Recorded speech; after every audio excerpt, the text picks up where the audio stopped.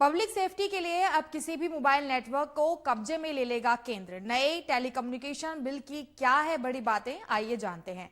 सरकार ने भारतीय दूरसंचार विधेयक 2023 को लोकसभा में पेश किया है। आपको बता दें कि यह बिल 138 साल पुराने भारतीय टेलीग्राफ अधिनियम को बदल देगा।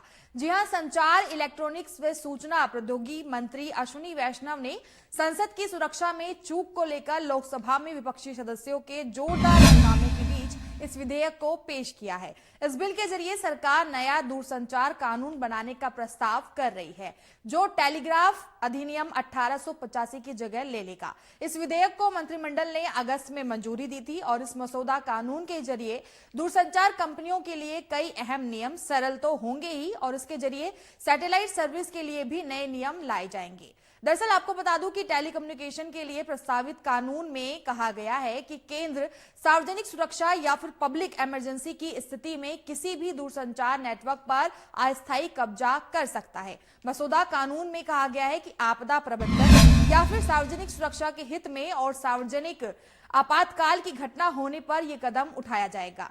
केंद्र सरकार, राज्य सरकार या फिर केंद्र राज्य सरकार की ओर से अधिकृत अधिकारी जरूरी समझता है तो नोटिफिकेशन ए के जरिए किसी अधिकृत इकाई से किसी भी टेलीकम्युनिकेशन सर्विस या फिर नेटवर्क का अस्थायी कब्जा कर सकता है। यानी कि आप देखिए कि जब भी कोई घटना घटती है तो उस समय जो केंद्र है वो अपने आड़े में नेटवर्क को किसी भी समय इमरजेंसी में ले सकता है। ये विधेयक अभी पास किया जा रहा है।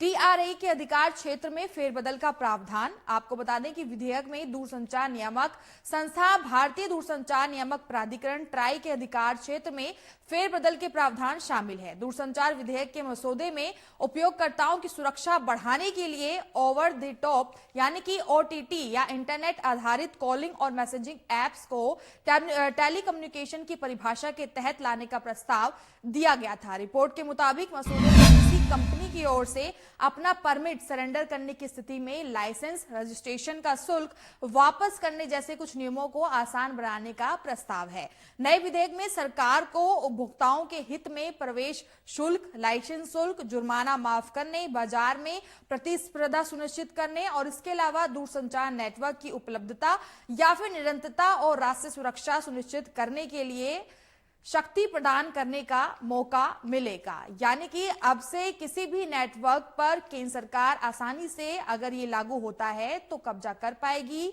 ऐसे में जो शुल्क प्राप्त किया जाता है या फिर इमरजेंसी में किसी तरीके की अनहोनी के टाइम पर नेटवर्क को आसानी से कब्जे में लिया जा सकता है। हालांकि अभी इस विधेयक को लाया गया है, कब तक का समय लगेगा इसकी जानकारी फिलहाल नहीं दी गई है, लेकिन इस नए टेलीकम्युनिकेशन में बदलाव के कारण काफी कुछ चीजें जो है वो बदलती नजर आएंगी।